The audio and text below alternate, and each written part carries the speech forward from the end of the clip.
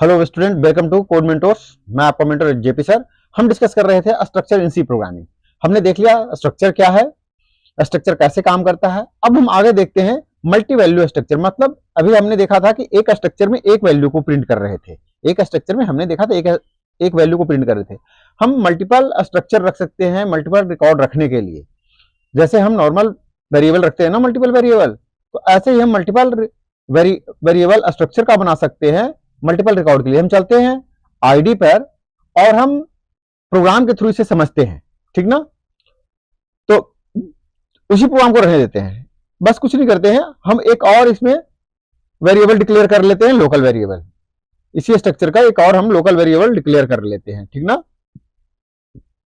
और हम फिर इसको बनाते हैं मल्टीपल वैल्यू स्ट्रक्चर, ठीक है। इस यहाँ एक काम करते हैं, यहां से फिर हम चेंज करते हैं, इसको बना लेते हैं रिकॉर्ड वन एंड, और यहाँ कुछ हम वैल्यू कर, सॉरी, रिकॉर्ड वन, और हम यहाँ कुछ, ठीक है,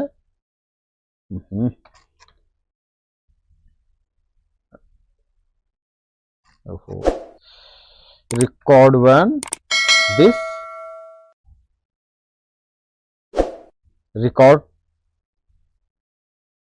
to equals to this. So हमने क्या किया कि हमने रिकॉर्ड बना लिया दो अलग अलग, ठीक ना। और फिर हमने उसको प्रिंट कर लिया है, हमने उसको प्रिंट कर लिया है। हमने दो रिकॉर्ड बनाया है, इवन हमने तीन रिकॉर्ड बना लिया है, और इन तीनों रिकॉर्ड को हमने प्रिंट किया है, ठीक ना। हमने तीनों रिकॉर्ड को प्रिंट किया है। तो इसको हम बोलते हैं, ये जो प्रोग्राम हमारा हुआ structure multi value, multi variable initialization या मल्टी वैल्यू, ठीक है,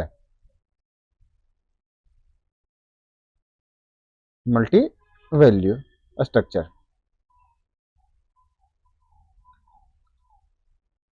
और you can say multi variable initialization. So हमने क्या किया इस प्रोग्राम में, हमने तीन अलग अलग, एक हमने उसी स्ट्रक्चर जिसका नाम स्टूडेंट है, जो हमने अपने प्रीवियस वीडियो में रखा बनाया था, उसी प्रोग्राम को मैंने ले लिया है, क्योंकि वीडियो का लेंथ हमें शॉर्ट करना है इसलिए। वो स्ट्रक्चर जिसका नाम स्टूडेंट है, जिसके अंदर एक इंटीजर फील्ड है आईडी के नाम से, एक नेम के नाम से कैरेक्टर फील्ड है, और एक फ्लोट के नाम से मार्क्स का फील्ड है। तो हमने रिकॉर्ड वन बनाया एक के लिए, रिकॉर्ड टू बनाया दूसरे के लिए, और रिकॉर्ड थ्री बनाया तीसरे के लिए। और हमने तीनों का इनिशियलाइज कर दिया, और हम तीनों को डिफरेंटली डिफरेंटली प्रिंट कर रहे हैं। सिर्फ यहाँ करने का मतलब है कि हम यहाँ क्या कर रहे हैं कि डिफरेंट रिकॉर्ड्स प्रिंट कर रहे हैं, ठीक है ना, डिफरेंट रिकॉर्ड्स प्रिंट कर रहे हैं। प्रिंटफ स्टूडेंट रिकॉर्ड्स, ठीक है। तो हम अलग अलग स्टूडेंट का रिकॉर्ड्स प्रिंट कर रहे हैं। कहने का मतलब कि हम multiple value, multiple variable of structure बना सकते हैं, और सिग्नेचर हमारा ऐसा ही होगा, ठीक ना। अब इसे अगर हम चाहें तो रन कर ले, structure to dot GCC a.exe। देखिए हमारा तीनों ही output ID 102, ID 103, name Elias 89.5, Bob 76, Jai 95। सो इस तरीके से हम मल्टीपल वैल्यू एक स्ट्रक्चर का हम बना सकते हैं, मल्टीपल वेरिएबल एक स्ट्रक्चर का हम मल्टीपल वेरिएबल बना सकते हैं। और यहाँ स्ट्रिंग डॉट एच का यूज नहीं है, क्योंकि हमने इसमें स्ट्रिंग का कोई भी फंक्शन का यूज हमने नहीं किया है। तो ये हमारा, और ये आपका कंप्लीट प्रोग्राम आ गया है। तो आप ये कंप्लीट प्रोग्राम देख सकते हैं। सो ये हमारा हो गया स्ट्रक्चर मल्टी वैल्यू। ओके, अब हम देखते हैं कि स्ट्रक्चर का और एरे का क्या डिफरेंस है, क्योंकि ये एक बहुत इंपॉर्टेंट पॉइंट हो जाता है। ये एक बहुत ही इंपॉर्टेंट पॉइंट हो जाता है कि what is difference between structure and array. और ये क्वेश्चन कई एक बार आपका एग्जाम में आया हुआ है, कई एक बार ये क्वेश्चन अलग अलग यूनिवर्सिटीज के एग्जाम में आया हुआ है। ये पूछते हैं, जब आप एडवांस सी के बारे में बात करते हो, तो ये एग्जाम का सबसे फेवरेट क्वेश्चन में से एक होता है, जो कि पूछा जाता है।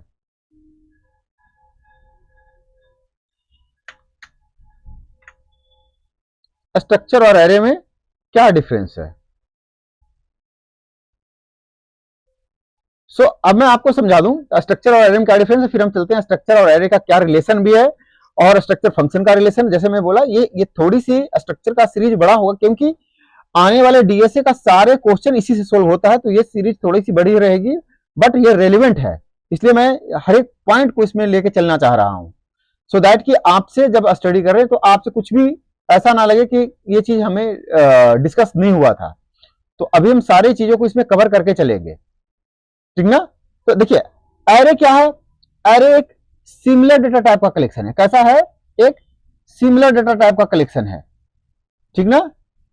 वहीं पे स्ट्रक्चर क्या है, डिसिमिलर डेटा टाइप का कलेक्शन है। हम अलग अलग डेटा टाइप की वैल्यू को रखते हैं डेटा मेंबर के रूप में।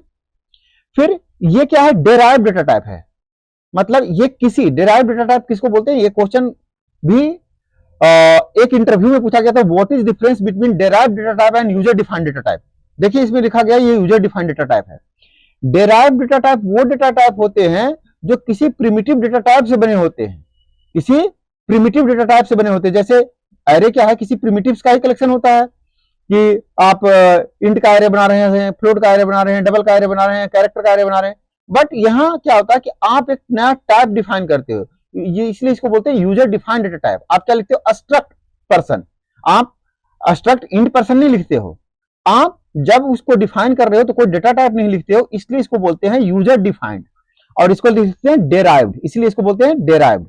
तो आपको आई थिंक ये क्लियर हो गया होगा कि what is difference between derived and user defined data type.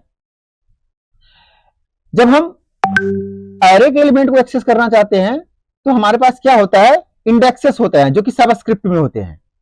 हम इंडेक्स नंबर से वैल्यू एक्सेस करते हैं। जैसे हमने बनाया था ना कि हमारा एरे नम, तो नम 0 नम 1 ऐसा करके एक्सेस कर रहे थे उसका सबस्क्रिप्ट से। तो subscript of index number is use to access the member of array. लेकिन यहां क्या यूज होता है, डॉट ऑपरेटर। हमने अभी देखा था कि डॉट ऑपरेटर से हम यूज करते थे, इसलिए पहले मैंने चीजों को समझा दिया, 3 प्रोग्राम बना दिया, तब हम चीजों को आपको समझा रहे हैं तो आप इसको चीजों को रिलेट कर पा रहे होंगे। तो इसको एक्सेस करने के लिए, एरे को एक्सेस करने के लिए हमें इंडेक्स चाहिए और इसके मेंबर को एक्सेस करने के लिए हमें डॉट ऑपरेटर चाहिए, ठीक ना। Array behaves like built in data types, we have only to declare. लेकिन स्ट्रक्चर में क्या होता है कि structure need to design and declare structure before the variable that type of declared and used. कि पहले हम स्ट्रक्चर बनाते हैं। देखो जब हम एरे में होते हैं तो हमारा माइंड क्लियर होता है कि भैया हमें तो इंटीजर का एरे बनाए हैं, n साइज का बनाए हैं, 10 का बनाए हैं तो 10 वैल्यू जाएगा। लेकिन हम जब स्ट्रक्चर में होते हैं तो स्ट्रक्चर में क्या होता है कि हम अपना डिफाइन करते हैं चीजें, उसके बाद जब वो डिफाइन हो जाता है, स्ट्रक्चर बन जाता है, तो हम उसको यूज करते हैं कि हम उसका एक वेरिएबल बनाएं या 2 वेरिएबल बनाएं। पहले हमने भी स्ट्रक्चर का एक वेरिएबल लोकल बनाया था, अभी के आज के सेशन में जब मैंने वीडियो शुरू किया तो उसमें 3 वेरिएबल बना लिया। तो उसके बाद तो ये डिपेंड होता है, ये डिफरेंसेस होता है। जैसे हम डिक्लेरेशन में ऐसे करते हैं एरे का, और स्ट्रक्चर का हम लिखते हैं स्ट्रक्ट नम, और जो भी हमें लिखना था वो डेटा मेंबर। ये सारे क्या है, डेटा मेंबर है, ये सारे क्या है, डेटा मेंबर है, ये वेरिएबल नहीं है, ये डेटा मेंबर है। आपको पहले भी समझाया हूं, जो इस वीडियो से देख रहे हैं प्रीवियस वीडियो जाके देख लें, हमने ये सारी बातें खूब डिटेल में बात किया है। और इसको हम टर्मिनेट करते हैं। इसका वेरिएबल अगर बनाना होता है तो ग्लोबल वेरिएबल, जैसे आपको पता है कि यहीं पे हम बनाते, हाँ कुछ भी नम बन करके बना लेते या कुछ भी बना लेते, तो ये यहाँ होता ग्लोबल वेरिएबल डिक्लेरेशन, और लोकल का आप जानते ही हैं। तो ये एक बहुत इंपॉर्टेंट था, आपका वेरी इंपॉर्टेंट है। इसमें 2 इंपॉर्टेंट क्वेश्चन डिस्कस हो गया। क्या, तो आपको एक तो डिस्कस हो गया कि दोनों का डिफरेंस क्या है, और दूसरा ये जो डेराइव्ड डेटा टाइप और user defined data type, believe मानिए कितने ही वाइवा, कितने ही इंटरव्यू अच्छी कंपनी पूछ चुकी है इन दोनों का डिफरेंस, तो जिसको आप एज ए इंपॉर्टेंट मार्क करके चले। सो हमने ये तो डिस्कस कर लिया कि क्या इन दोनों का डिफरेंस है। अब हम आगे चलते हैं और आगे हम देखते हैं कि कैसे एक स्ट्रक्चर को हम दूसरे स्ट्रक्चर में इनिशियलाइज भी कर सकते हैं, एक स्ट्रक्चर को दूसरे स्ट्रक्चर में इनिशियलाइज भी कर सकते हैं। तो उसके करने के लिए सीधे हम प्रोग्राम में चलते हैं और अब नया प्रोग्राम ही बना लेते हैं। structure3.c program to copy contents of one structure to another structure, one structure to another structure। इसको थोड़ा सा बड़ा कर लेते हैं, सो दैट कि हमारे पास प्रॉपर स्पेस रहे, दिखे। ओके, चलिए प्रोग्राम बनाते हैं। हैश इंक्लूड studio.h, ठीक है। और हम बनाते हैं क्या, नेमलेस बनाते हैं इस बार, नेम भी नहीं, ठीक है। ऐसा भी हम बना सकते हैं, ये भी आप ऐसा नहीं समझिएगा, स्ट्रक्चर STRUCT स्ट्रक्ट, और अब जरूरी नहीं स्ट्रक्चर का नाम दे, जब आपको बहुत ज्यादा इसका इंप्लीमेंटेशन चाहिए तब तो आप इसका नाम दीजिए, वरना नेमलेस भी स्ट्रक्चर हो सकता है, नेमलेस स्ट्रक्चर भी हो सकता है। देखिए मैं आपको भी करके दिखाता हूं, बट दोनों सेम टाइप का कर लेते हैं, ठीक है, या अलग भी कर लेते हैं चलेगा, ठीक है, अलग भी चलेगा। Float B, perfect. मतलब स्ट्रक्चर का मतलब क्या है, ही रह गया। और जब आप नेमलेस बनाए हैं तो उस समय ये मैंडेटरी हो जाता है कि आप यहीं पर ही उसका ग्लोबल वेरिएबल बनाएंगे। जब आप नेमलेस स्ट्रक्चर बनाएंगे तो ये मैंडेटरी हो जाता है कि आप वेरिएबल ग्लोबल ही डिक्लेयर करके चले, क्योंकि आपका कोई नाम तो है नहीं है स्ट्रक्चर का, तो आप लोकल कभी नहीं बना पाओगे, लोकल कभी भी नहीं बना पाओगे। तो हम एक काम करते हैं, इसका नाम देते हैं, चलो रिकॉर्ड ही था, रिकॉर्ड ही रहने देते हैं, चलो ठीक है, रिकॉर्ड 1 रिकॉर्ड 2, ठीक है। मैं एक बात यहां कमेंट आउट कर दूं, कमेंट आउट कर दूं, here highest anonymous structure means no name of the structure, ठीक है। और it is mandatory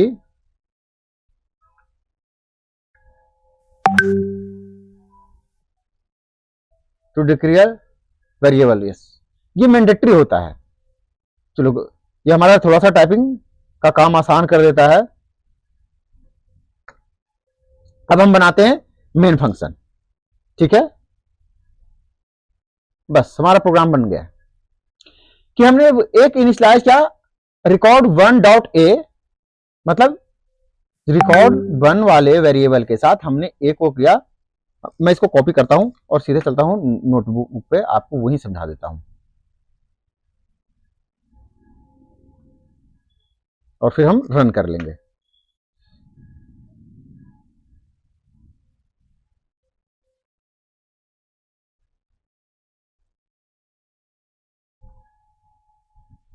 ठीक है, तो हो क्या रहा है कि हम यहां दो वेरिएबल बनाए हैं, ठीक है।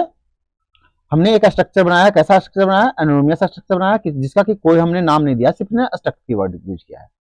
जब हम एनोनिमस स्ट्रक्चर बनाते हैं, मतलब नेमलेस स्ट्रक्चर बनाते हैं, तो ये मैंडेटरी हो जाता है कि इसका डिक्लेरेशन ग्लोबल रखे, ये बात मैंने कही। अब मेन के अंदर हमने इसका रिकॉर्ड 1.a, हमें पता है कि इस रिकॉर्ड के अंदर ये दोनों फील्ड ए फील्ड और बी फील्ड दोनों एक्सेस होंगे। तो कैसे एक्सेस होंगे, डॉट से। तो रिकॉर्ड 1.a इक्वल्स टू 10 हमने इनिशियलाइज कर दिया, और रिकॉर्ड 1.b इक्वल्स टू 20.5 हमने इस रिकॉर्ड वाले वेरिएबल के दोनों डेटा मेंबर को हमने इनिशियलाइज कर दिया। ये क्या है, ये डेटा मेंबर है, ये वेरिएबल नहीं है, बार बार मैं आपको समझा रहा हूं, ये वेरिएबल नहीं है, इसको बोलते हैं data member. Okay, data member of structure. अब ये स्ट्रक्चर कैसा है, एनोनिमस है, नाम नहीं दिए हैं, अभी हमने नाम नहीं दिया है, एनोनिमस स्ट्रक्चर है। अब हमने क्या किया है कि रिकॉर्ड 1 को कॉपी कर दिया, किसको, रिकॉर्ड 2 में। क्या वो लिखा, रिकॉर्ड 2 इक्वल्स टू रिकॉर्ड 1, मतलब जो राइट हैंड साइड में है, जो रिकॉर्ड 1 राइट हैंड साइड में है, वो उसकी सारी कहां कॉपी होगी, रिकॉर्ड 2 में।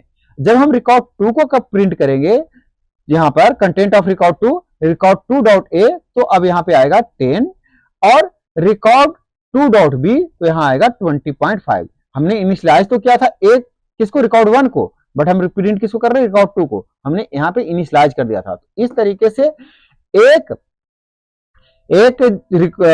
स्ट्रक्चर दूसरे स्ट्रक्चर में वैल्यू को पास भी करता है, ठीक है, एक स्ट्रक्चर दूसरे स्ट्रक्चर को में ऐसे। तो हम चलते हैं व्यू टर्मिनल और इसको हम रन करते हैं, जीसीसी, पहले क्लियर स्क्रीन कर लेते हैं, CLS GCC स्ट्रक्चर 3.c से आ गया सेम आउटपुट। सो आपको जो आप ड्राई रन कर रहे हो वही आउटपुट आता है, तो आप मानना कि हम सही दिशा में आगे बढ़ रहे हैं। जैसे हम अलग अलग वेरिएबल के अलग अलग चीजों को हम नेस्टिंग करते हैं, जैसे हमने देखा था ना, क्या हमने देखा था कि हमने इफ स्टेटमेंट का नेस्टिंग किया था ना, नेस्टेड पढ़े थे ना। और हमने क्या पढ़ा था, लूप का नेस्टेड पढ़ा था, फॉर लूप का नेस्टेड पढ़ा था ना।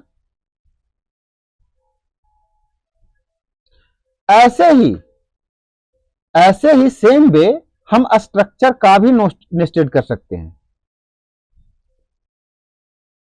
Structure can be nested in same way.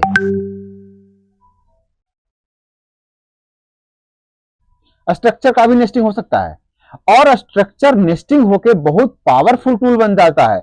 मैं यहां डिस्कस करने का मेरा सीधा सीधा मतलब यह है कि जब हम स्ट्रक्चर का नेस्टिंग करते हैं, it become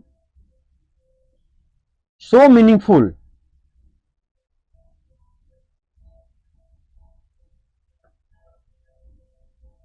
in data handling.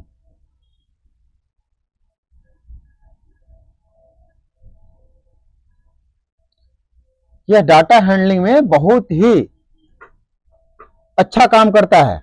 चलिए मैं इसका एग्जांपल के थ्रू आपको समझाता हूं, ठीक है, कि कैसे करते हैं। और यूज केस है ये, आप जब कोई प्रोजेक्ट बनाओगे ना, तो आपको इसे इसी तरीके से यूज करना पड़ेगा। चलिए मैं आपको सीधे दिखाता हूं कैसे करते हैं।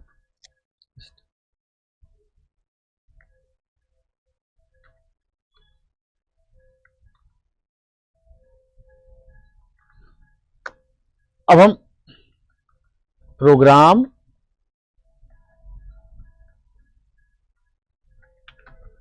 टू डेमोन्स्ट्रेट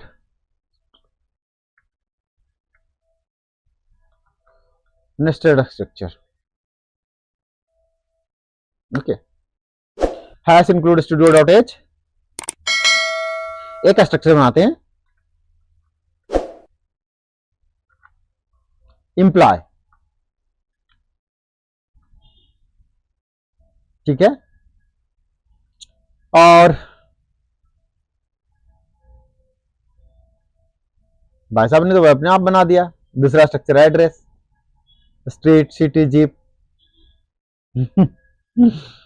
चलिए इंप्लॉय थोड़ा चेंज कर लेते हैं। तो इंप्लॉय का आईडी बना दिए, ठीक है, नेम बना दिए, ठीक है, कुछ और भी हम बना लेते हैं। इंप्लॉय का आईडी है, नेम है, पोस्ट भी तो होगा, कैरेक्टर, डेजिग्नेशन, ठीक है, सैलरी भी होगा, फ्लोट, सैलरी, परफेक्ट। और एड्रेस में street number, city, zip code. चलो ठीक है, स्ट्रीट, सीपी, जिप कोड। अब एक और ऐसा मकान नंबर भी हम लोग देते हैं ना हमारे यहाँ, हाँ, इंट ले लेते हैं, हाउस नंबर, ठीक है, ये परफेक्ट है। अब ये जो हमारा एक स्ट्रक्चर इंप्लॉय है, उसके अंदर ही हमने एक और स्ट्रक्चर एड्रेस ओपन किया है और उसको पास कर दिया हमने। तो ऐसे को हम बोलते हैं नेस्टेड स्ट्रक्चर। क्या बोलते हैं? नेस्टेड स्ट्रक्चर, ठीक है। अब मैं यहीं पे चीजें समझाता जा रहा हूं, बिकॉज अब एक इंप्लॉय बना रहे हैं EMP1, क्योंकि हमें ना दोनों जगह पर करने में थोड़ा सा टाइम तो लग ही रहा है। चलो इन्होंने भाई साहब ने कुछ वैल्यू भी ले लिया है, ठीक है, परफेक्ट है, जो भी वैल्यू ले लिए हैं देखते हैं। अब हम मेन लिखते हैं, ठीक है। अब यहां इंप्लॉय डिटेल हम प्रिंट कर रहे हैं, तो सारी चीजें देखिए, employee detail, employee 1.id, name, designation, salary. तो ऐसे ही जब हम नेस्टेड को प्रिंट करेंगे, यहां समझने वाली बात है, जब हम उस स्ट्रक्चर इंप्लॉय को प्रिंट कर रहे हैं तो डायरेक्टली हम लिख रहे हैं इंप्लॉय.id, इंप्लॉय.नेम, इंप्लॉय.डेजिग्नेशन, और इम्प्लाइड ऑफ सैलरी। जब हम उस इनर स्ट्रक्चर को, नेस्टेड स्ट्रक्चर को यूज कर रहे हैं जो कि एड्रेस नाम से है, तो हम क्या लिख रहे हैं कि जो उसका वेरिएबल था, देखिए एक इसका एक ग्लोबल वेरिएबल बनाए थे ना, ए डबल डी आर, इस एड्रेस का एक वेरिएबल है ए डबल डी आर, ये भी वेरिएबल है, ठीक ना। तो ऐसा लिख रहे हैं कि house number emp1.adr house number, मतलब उसके अंदर का है, और ऐसे सिटी एच जीप, ठीक ना। आई होप कि आपको ये समझ में क्लियरली अंडरस्टैंडिंग कर दिया होगा कि हमें ऐसा कोई भी रिकॉर्ड बनाना हो जिसके बेस पे कोई प्रीवियस रिकॉर्ड हो, तो हम ऐसा नेस्टेड बनाते हैं, ठीक ना। आप अलग से भी बना के रख सकते हो, वहां एज ए फील्ड भी इसे ले सकते हो, हम वो भी अगर समय रहेगा तो वो भी मैं आपको दिखा दूंगा। आप, और मेरी बार बार आपसे रिक्वेस्ट है, आप जितना अच्छा स्ट्रक्चर को कर लेंगे सी में, आप उतने अच्छे प्रोग्रामर बन पाओगे, क्योंकि ये सी का सबसे पावरफुल फीचर है। देखिए आ गया सारी record, ID this one, name John day, software engineer, salary this much, house number this, main street, metropolis, zip code this. तो आपको इस तरीके से चीजों को करनी होती है। एक बार मैं पूरे प्रोग्राम फिर से आपके सामने रख देता हूं, सो दैट कि आप लोग को जब इसकी टाइपिंग कर रहे होगे, देख के लिख रहे होगे, तो आपको आपके सामने प्रोग्राम हो। अब मैं थोड़ा आगे करता हूं, अब ये पूरी कंप्लीट प्रोग्राम आपके सामने हो गई है, ठीक ना। तो ये तो आपने देखा कि हम स्ट्रक्चर को नेस्टेड कैसे करते हैं, ठीक है। अब हम देखेंगे एरे का स्ट्रक्चर कैसे बनाते हैं। एरे का स्ट्रक्चर हम कैसे बनाते हैं, फिर हम स्ट्रक्चर टू पॉइंटर देखेंगे, स्ट्रक्चर टू फंक्शन देखेंगे, और डायनेमिक मेमोरी रिकर्सन के कॉन्सेप्ट में भी स्ट्रक्चर को हम देखेंगे, क्योंकि हमें कुछ भी छोड़ना नहीं है करके। तो अभी जो हमने देखा कि स्ट्रक्चर और पॉइंटर का डिफरेंस क्या है, हम ये भी देख कर सकते हैं कि हम स्ट्रक्चर का पॉइंटर बना, एरे ऑफ स्ट्रक्चर बना सकते हैं। एरे ऑफ स्ट्रक्चर मतलब स्ट्रक्चर का भी एरे बना सकते हैं, कि जैसे हमने एक रिकॉर्ड बनाया बुक का, तो हम चाहिए कि 100 बुक्स हमें रखना है, मेरी लाइब्रेरी है, मुझे 100 बुक्स रखनी है, तो हम 100 बुक्स का रिकॉर्ड रखेंगे ना। जैसे मैंने मान ली जाए कोई बुक्स का बनाया या कोई मार्क्स का बनाया, तो हम चाह रहे हैं कि 10 स्टूडेंट का है, अब हमने मार्क्स बना लिया सब्जेक्ट 1 2 3 ऐसा करके, ठीक है। इंग्लिश मैथ केमिस्ट्री, क्या मैं English math computer, total marks भी बना लिया। अब हम चाहते हैं कि उस मार्क्स का 10 स्टूडेंट का या 5 स्टूडेंट का बनाऊं, ठीक ना। तो ऐसा हम बनाने के लिए हमें क्या चाहिए, हमें चाहिए कॉन्सेप्ट जिसको हम बोलते हैं एरे ऑफ स्ट्रक्चर। तो मतलब इसका मतलब कहने का मतलब है कि we can create array of a structure as well, array of a structure as well।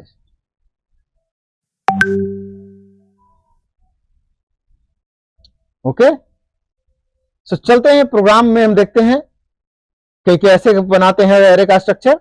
और क्योंकि हम प्रोग्रामिंग से सारी चीजें क्लियर हो रही है, तो ये हमारा बेस्ट अप्रोच है लर्निंग प्रोसेस का। सो न्यू स्ट्रक्चर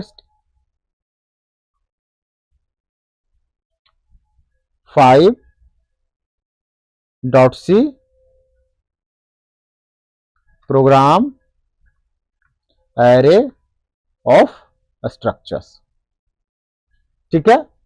अब हम एक स्टूडेंट बनाते हैं स्ट्रक्चर STRUCT मार्क्स,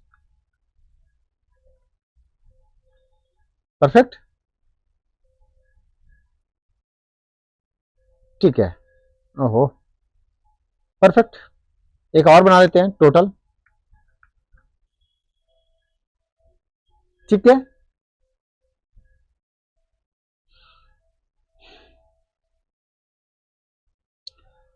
और यहां पर हम कोई सा भी ग्लोबल वेरिएबल डिक्लेयर नहीं करेंगे, अब हम इसे लोकल वेरिएबल मेन के अंदर बनाएंगे। चलते हैं, लिखते हैं इंट मेन, ओके। और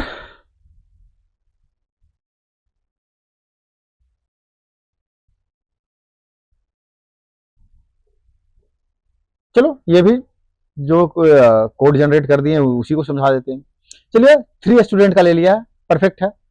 एक आई ले लिया आइट्रेशन के लिए, आई 0 से स्टार्ट होगा, 3 से नीचे चलेगा तो हमारा 0 1 2 3 रिकॉर्ड के लिए हो जाएगा। Inter marks of the student I +1 लिखा कि पहला स्टूडेंट के लिए 0 + 1 1 पहला स्टूडेंट आएगा। मैथ में स्टूडेंट आई मतलब पहला है का मैथ, साइंस, इंग्लिश, फिर ऐसे दूसरा का मैथ, साइंस, इंग्लिश, 3 बार एंट्री लेगा। फिर टोटल हो रहा है क्या, student I equals to student I plus math plus science plus English, तीनों सब्जेक्ट का टोटल करके यहाँ आ जाएगा। जब हम यहाँ प्रिंट करेंगे तो टोटल मार्क्स ऑफ स्टूडेंट 1 2 3 की टोटल मार्क्स कितने आए हैं, ठीक ना, टोटल मार्क्स उसके कितने आए हैं। ओके, हम तो चाह रहे थे कि ऐसा करते कि हम टोटल मार्क्स इनपुट करते, चलो कोई बात नहीं, जो कोड जनरेट हो गया, क्योंकि हमें वीडियो का लेंथ भी ध्यान रखना होता है। चलिए CLS clear screen, structure 5.c, math में इसका आया 89 पहला स्टूडेंट का, 78 88, स्टूडेंट 2 का तो आया 67 88 98, इसका आया 78, थर्ड स्टूडेंट का 87 84। ओके, अब देखिए आ गया टोटल का, स्टूडेंट 1 का टोटल मार्क्स इतना, स्टूडेंट 2 का टोटल मार्क्स इतना, स्टूडेंट 3 का टोटल मार्क्स इतना। तो मतलब हमने क्या किया, एक एरे बना लिया, किसका, स्ट्रक्चर का। तो स्ट्रक्चर का एरे कैसे बना, यहां जो डिक्लेरेशन है, here student is an array of a structure. क्या है, स्टूडेंट जो हम यहां बनाए हैं ये क्या है, स्ट्रक्चर है उस एरे का, ऑफ अ स्ट्रक्चर कौन सा, मार्क्स। मार्क्स जो स्ट्रक्चर है ना उसका ये क्या है, एरे है। कितने साइज का है, तो एरे में देखिए जब हम एरे बनाते हैं तो क्या एक नाम लिखते हैं, पहले तो जो लोकल बना है तो स्ट्रक्चर लिखना पड़ेगा, स्ट्रक्चर का नाम लिखना पड़ेगा और उसका नाम लिखना पड़ेगा। हमने जो एरे बनाया स्टूडेंट उसका नाम लिखा, स्क्वायर ब्रैकेट जो कि मैंडेटरी होता है एरे बनाने के लिए, और उसका साइज हमने डाला कि 3 साइज का रहेगा। तो आई होप आपको ये क्लियर हो गया होगा एरे ऑफ स्ट्रक्चर क्या है। एक बार मैं फिर से पूरी प्रोग्राम आपके सामने रख रहा हूं सो दैट ये हेल्प करे आपको टाइप करने में। सो आप लोग देख के कर सकते हैं। This is whole program. So हमने स्ट्रक्चर ऑफ एरे देख लिया है। अब आप कई एक बार अब तक आप बच्चे को माइंड में ये चल रहा होगा, सर टाइप डिफ नहीं बताए आप, मैंने तो बुक में टाइप डिफ लिखा हुआ था। तो टाइप डिफ क्या है वो समझाऊं आपको, उसके लिए आप देखिए वो एक टाइप डेफिनेशन है। वो क्या है, एक टाइप डेफिनेशन है और कई एक बार लगा हुआ रहता है। कॉम्प्लेक्स मैथमेटिकल एग्जांपल्स में आपको टाइप डिफ लगा रहेगा, क्योंकि वहां आपको बहुत सारी चीजें सपोज करके चलना होता है, तो वहां आपको टाइप डिफाइन पहले से करना होता है। वहां टाइप डिफाइन आपको पहले से करना होता है, ठीक ना। तो चलिए मैं टाइप डिफ क्या होता है आपको वो समझा दूं, फिर इस वीडियो को ब्रेक करूंगा, फिर इसका नेक्स्ट लाऊंगा एक और। अगर एक दो मुझे जरूरत पड़ी तो 2 भी कर सकता हूं, बट मैं स्ट्रक्चर को बिल्कुल कंप्लीट करके चलूंगा सो दैट कि आपको कुछ भी ना छूटे। जिसने एक बार स्ट्रक्चर अच्छे से कर लिया उसको कभी भी डेटा स्ट्रक्चर में दिक्कत नहीं होगा। मैं बार बार इस बात को रिपीट कर रहा हूं। तो हम चलते हैं, आपको स्ट्रक्चर में टाइप डिफ क्या होता है वो समझाते हैं।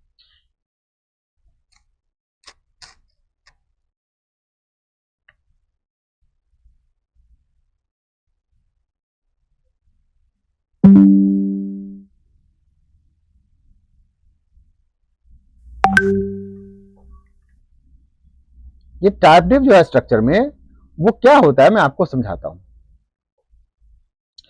कि टाइप डिफ होता है, एक टाइप डेफिनेशन जैसा होता है। क्या होता है, टाइप डिफ का मतलब होता है टाइप डेफिनेशन, कि आप एक अलग टाइप का बना लीजिए। C language provide opportunity to define new data type. क्या नया डेटा टाइप आपको बनाने के लिए देता है।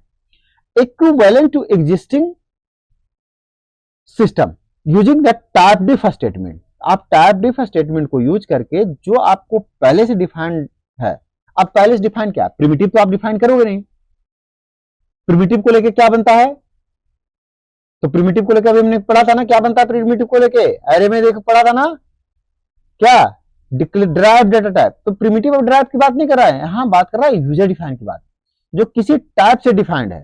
तो आपको सी लैंग्वेज प्रोवाइड करता है अपॉर्चुनिटी टू किसी टाइप डिफाइन के, स्ट्रक्चर यूनियन किसी टाइप का है तो आप एक उसके टाइप का बना सकते हो। जैसे यहां बनाया गया है, टाइप डिफ लिया गया है स्ट्रक्ट डेट, अब उसके अंदर लिया गया है डेट, मंथ और ईयर, और एक उसका वेरिएबल बनाया गया डीओबी। अब हमें कोई वेरिएबल बनाना होगा, तो अब हम इतना बात नहीं लिखेंगे, स्ट्रक्ट डेट ऑफ बर्थ नहीं लिखेंगे, अब सीधे लिखेंगे लोकल में DOB employee date of birth. अब ये वेरिएबल बना, ये क्या बना, वेरिएबल बना, ये वेरिएबल बना किसका टाइप का, तो इस डेट ऑफ बर्थ टाइप का। अब ये date of birth as a data type काम कर रहा है, ये कैसा काम कर रहा है, अब एज अ डेटा टाइप। क्यों काम कर रहा है एज ए डेटा टाइप, क्योंकि अब इसके अब जो स्ट्रक्चर बन रहा है उसके सामने पहले लिखा गया है typedef keyword, due to this typedef keyword ऐसा हो रहा है। The above declaration EMP date of birth has now become a type of structure date, इस डेट स्ट्रक्चर का टाइप बन गया। ठीक है, ये डीओबी उसी का पार्ट है ना, ये डीओबी किसका ग्लोबल वेरिएबल है, इस डेट स्ट्रक्चर का। सो अब जो इंप्लाइड डेट ऑफ बर्थ है वो इस डेट स्ट्रक्चर टाइप का है, क्योंकि ये इसके रेफरेंस से बना है। तो अब जो इतनी बड़ी लिखते थे स्टेटमेंट, कहीं लोकल बनाना था, अगर ये नहीं कर किए होते, टाइप डिफ नहीं होता और हमें लोकल बनाना होता था, तो हम क्या लिखते थे, पूरी सिग्नेचर लिखते थे ऐसे, स्ट्रक्ट डेट न्यू डेट, ऐसा लिखते थे, ठीक ना। अब हमें उतना जरूरत नहीं है, जो हमने वेरिएबल बना लिया, अब हमें क्या, अब हम इसी स्टेटमेंट को ऐसे लिखेंगे, यहां लिखेंगे ऐसे डेट, सॉरी हाँ गया, ठीक है। अब हम लिखेंगे DOB new date, new date ऐसे, मतलब ये शॉर्ट हो जाता है स्टेटमेंट। तो ये टाइप डिफ का यूज है। और मैथमेटिकल में खास करके जो स्टूडेंट बीटेक वाले जो कॉम्प्लेक्स का करते हैं, या एमएससी एमएससीएस वाले बच्चे करते हैं जिनको मैथ.h पे काम करना होता है, वहां आपके बुक्स में बहुत ज्यादा टाइप डिफ का यूज हुआ रहता है। तो आप इसको समझिए अच्छे से। चलिए एक एग्जांपल करते हैं सो दैट कि हमें चीजें समझ में आए।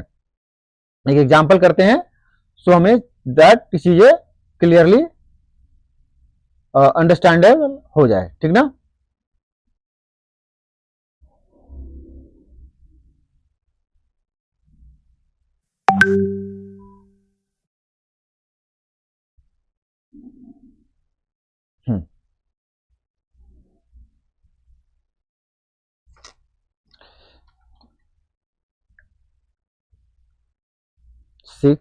.c program to use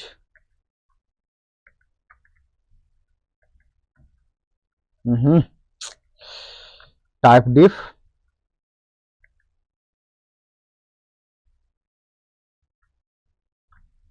with a structure in C। बना दो जो बनाना है।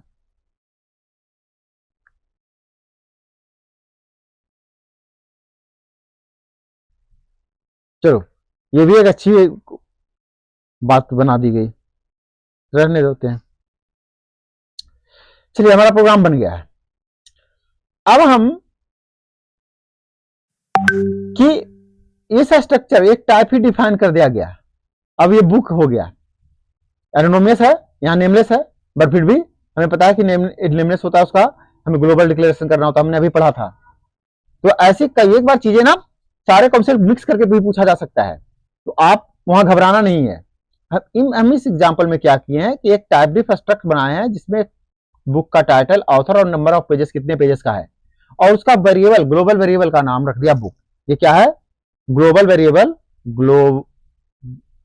Global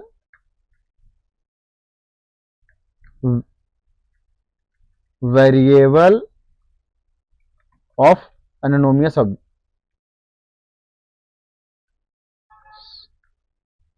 structure.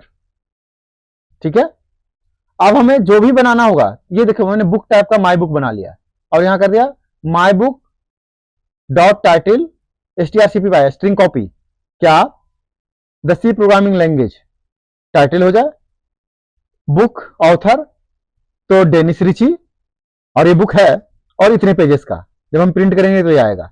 तो इस तरीके से हम टाइप डिफ का यूज करते हैं। तो आपको जब टाइप डिफ यूज रहता होगा, कई एक बार स्ट्रक्चर का नाम नहीं रहता होगा, और नाम रहता होगा और जो वेरिएबल रहता होगा उसी वेरिएबल को आगे यूज कर रहा होता, जैसे मैं यहाँ यूज किया हूं माई बुक बनाने के लिए।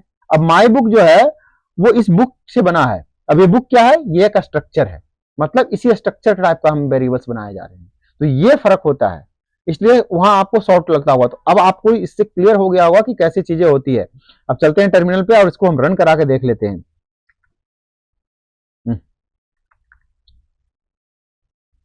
स्ट्रक्चर 6.c, ठीक, आउटपुट ऑफ द प्रोग्राम जो हमने तय किया, जो फ्लो आया वही हमारा आउटपुट है। तो एक बार आप फिर से पूरे प्रोग्राम को अच्छे से देख लें, सो दैट कि जब आप टाइप करें तो आपके पास चीजें हो।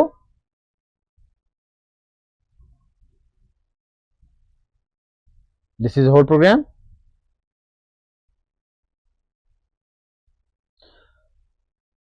सो इस वीडियो में मैं इतना ही रखता हूं, वीडियो लंबा ना हो जाए। हम मिलते हैं इसी का नेक्स्ट वीडियो में। आप लोग अच्छे से इसको पढ़ें, चैनल पर लाइक करें, सब्सक्राइब करें, बने रहें। जय हिंद, जय भारत, थैंक यू।